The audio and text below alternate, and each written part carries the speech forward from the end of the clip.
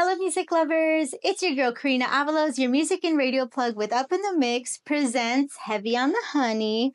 I'm so excited. Today's guest, Tim Gent, he just released a new single that came out the day before Valentine's Day, correct? Yes.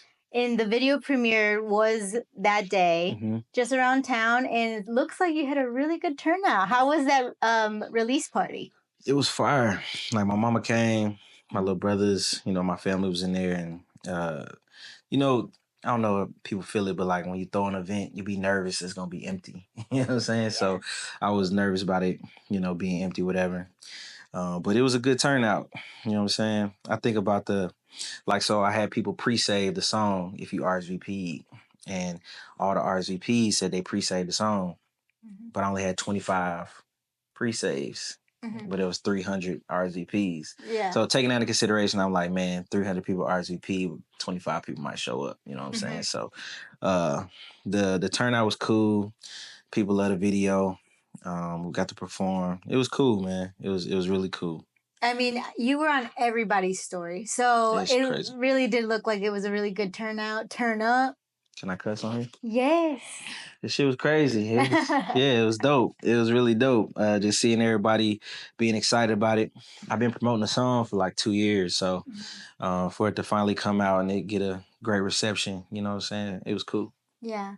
And it was also a really ugly day. So the fact that people showed up is love. Yeah. And they just tell me it's going to snow and all that type of stuff. So that I was also thinking about that too, but it was cool. Yeah. Yeah. Did you, or more important, I guess I want to rephrase that. How did you know that this is what you wanted to do? Like doing music? Yes. Good question. I really been doing music my whole life. So I grew up playing the drums. So doing that thing. I guess my senior year of high school, one of my homeboys, he was like, bro, we need to rap. You know what I'm saying? Like I was gonna go to the military, be an engineer. I wanted to work on planes growing up. So I didn't really think I was gonna do that. I just always was in music. But my bro was like, man, let's rap. Ooh, let's do that. And we used to freestyle on the bus, do all that. But around that same time, like Drake first started coming out, J. Cole, Kendrick, all those guys. So I was influenced by that, but it was my bro Roger. He really was like, man, let's rap. One of my homeboys from middle school, T. Clark, who we started Chief together. I'll elaborate on that later, but started Chief together. But he was rapping too. He moved across town, but they was putting stuff out on like Dad Piff and live mixtapes and all that stuff. And I was like, shit, you know what I'm saying? Like they got mixtapes, they got albums, so I was just influenced by that. My bro Raj, the music that was out at the time. So around 12th grade is when I was like, fuck the planes. I think I'm gonna do the rap thing. Yeah. What was it like? If I'm not mistaken, you're from Clarksville, correct? Born and raised, yeah. What was that like growing up there? It was crazy because like this is like violent. It's kind of violent. So you just kind of grow up hooping and you just start to see people who you seen just playing basketball, people dying, going to jail. It's abysmal, you know what I mean? It's primarily known for like sports. So a lot of the people that I know that have gone out and done great things was in like sports, NFL players, NBA players. I got homies in the league, and then it's a military town. So it's like a retirement spot. So it's like not much to do other than get in trouble. You know what I'm saying? Like you can't go to a party without a fight breaking out, somebody get to shooting type of thing. So that's kind of what it was like growing up. It wasn't really creative like that for me until I started to get older. So Clarksville is an interesting spot. It's a bunch of talent. It's a lot going on a positive side, but it seems like the negative shit is what I always see back at home for sure. And that's what brought you to Nashville? I think that's what kept me in Nashville. I came to Nashville for a job. I had a job out here, and my bro Brian Taylor, he's a singer here in town, R&B singer. I was just with that nigga before I came over here. But it's my brother. He was staying in Madison and he had a spot and I was working a job and we had just started building and doing music and stuff like that. And I started doing events with him and going to events with him and his people, crowd, whatever. And I just noticed the difference in Nashville. It's like it ain't no security, it's the things that I was just referring to. Clarksville is a lot different here because it's more of a creative space. Like those things are going on here for sure. Mm-hmm. But when it comes to like shows, events, parties, it just was a little bit different. So I think that kept me here, you know what I'm saying? For sure. And so what year was this that you moved here? 2017. Okay. Yeah. So I've been here for a little minute. Yeah. And so being out and about, is that how you ended up connecting with Tay Keith? Yeah, I met Tay Keith at Urban Outfitters. Oh. Yeah, I met him at Urban Outfitters. I ain't know him. This was probably like 2018, 19. Ooh. I just really walked up on him like, bro, I rap, bro. I'm trying to like connect with you, build with you, whatever. See if I can get some beats. And he is solid. He like a real person. You know what I'm saying? So we exchanged information that time, but nothing really came of that. But just seeing him a few times over time, just continue to see him out. We just kind of naturally built a relationship, stuff like that. Yeah. And so I'm not sure if you are in the process of talking about this yet, but what is it like working with him? I feel like right now it's more of like just getting insight from him and like ideas and just talking to him about his opinion on the direction of things. You know what I'm saying? Like the work and all that, I feel like that'll come. But right now it's just what I'm learning from him, just talking to him, engaging with him and stuff like that. Yeah. Like a mentorship almost. Yeah. Mentorship, partnership, collaboration.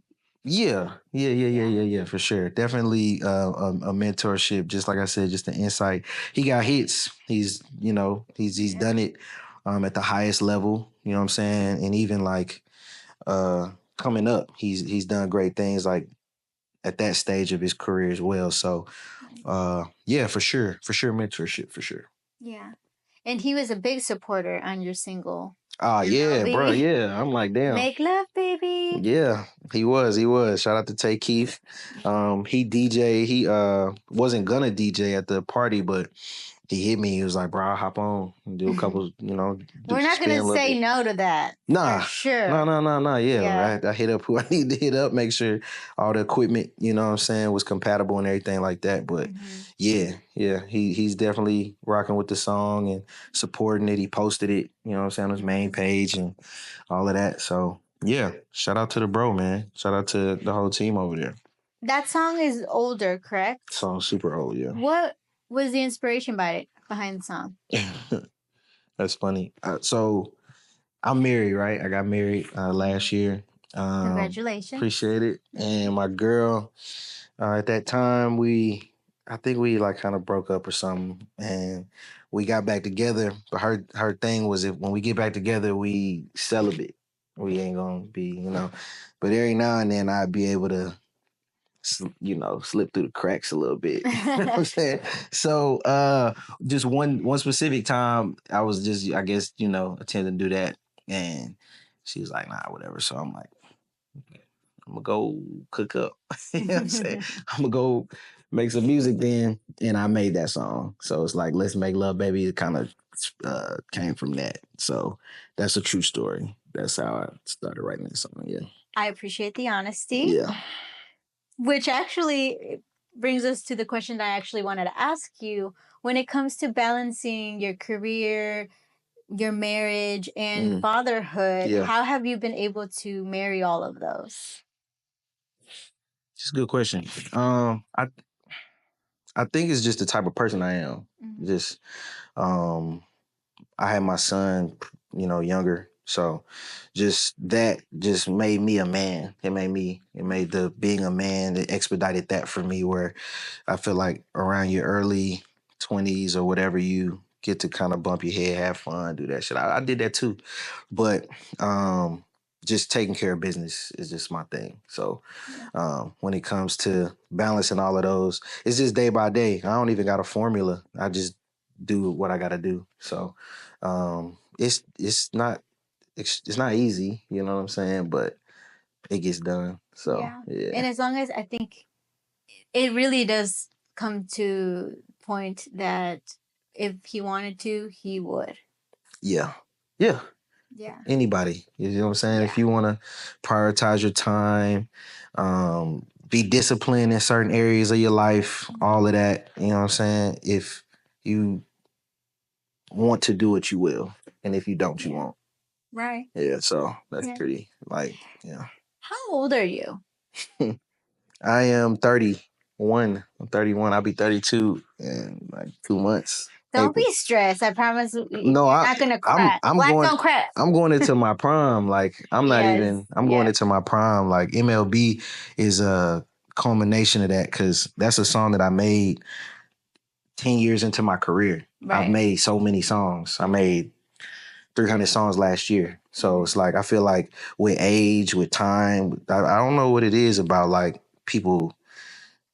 I think it's the unk thing they call it. I guess I would be an unk. You know what I'm saying? I'm your unk, right? We're really young aunties and unks. I'm twins unk over there, right here. But it's like I feel like it's beauty in that. Like it's beauty in age and living past a certain. I got homies that passed away when they was 17, 18, 16. You know, so being 31, it's a blessing. And like I said, like MLB dropped 2 months before my 32nd birthday. You know what I mean? And I didn't have that song when I was younger. So yeah, I'm proud of it. I'm blessed. I'm thankful. You know what I'm saying? It's beauty in life.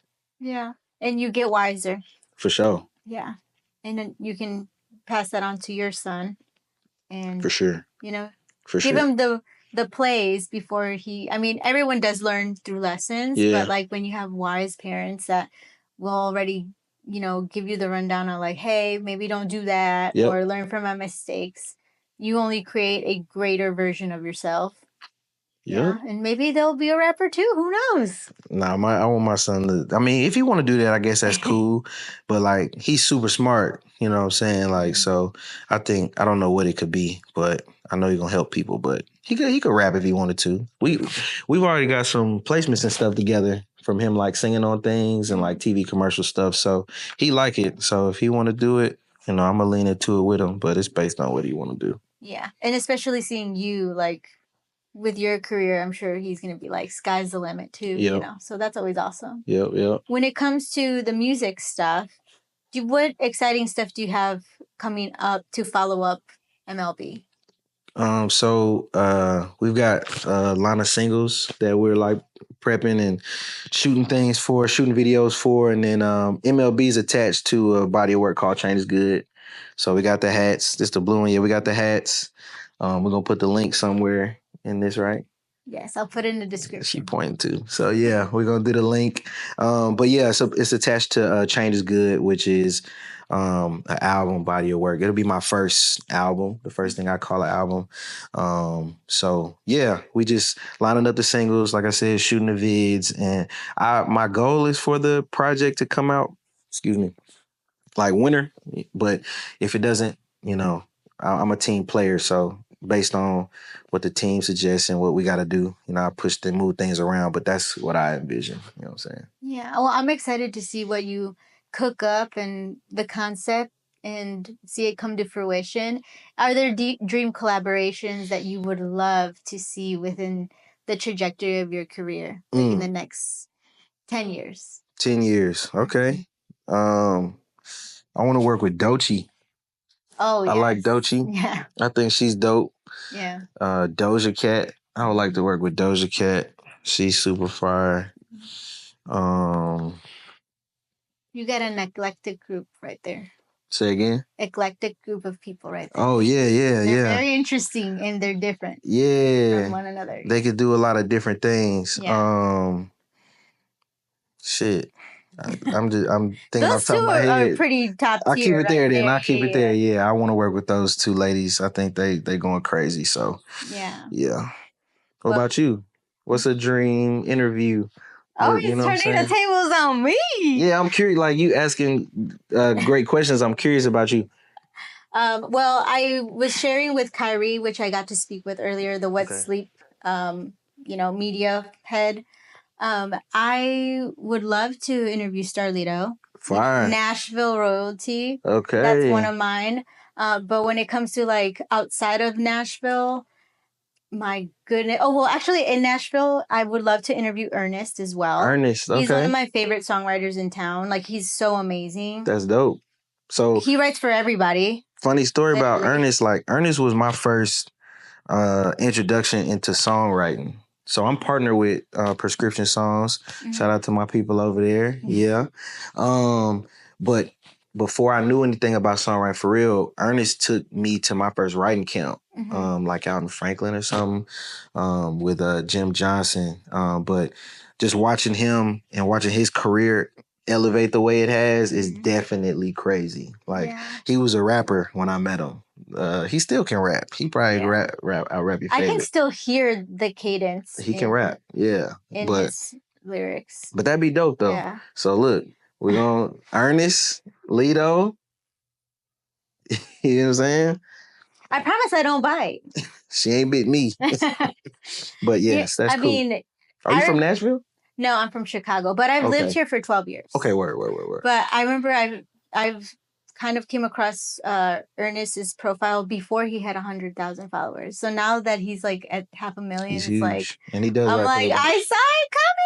I said he was gonna be a star, and look at him. Yeah, no, he's definitely one of my favorites. But man, like, I already had the pleasure of interviewing one of my like favorite people in the world, which is why I have that I know that it's possible. Yeah. I got to interview Gashi, and I remember Gashi being the rapper. That's how I know him. And so when I saw that he was transitioning over to, or experimenting with coming over to country music, I jumped on the opportunity. I was like, we're going to get that interview. Yeah. So yeah, it was really amazing experience. That's dope. I'm just happy to, thank you. Yeah. I'm just happy to really pick the brains of the talent in Nashville. Mm-hmm. There's so much talent here. Yeah. That I think I'll be busy for a while. For sure. Don't get me wrong, though. Sky's the limit. I can't wait to venture out and like, really get to talk to other amazing people. For sure. Yeah, there's a lot of creatives here that I won't say, that need a platform to be able to speak and elaborate on what they're working on, what they're doing. So I think it's dope that you're doing that and you an avenue for that. So congratulations on everything in advance, and appreciate you having me too. It's cool. Well, I appreciate you coming on today. I couldn't agree with you more. Change is good. And I'm excited to see that project. Yeah. But yeah, we'll have to connect again once that's, closer to that release date. For sure. And we're going to be very supportive here. But again, this is your girl, Corina Avalos, your music and radio plug with Up in the Mix.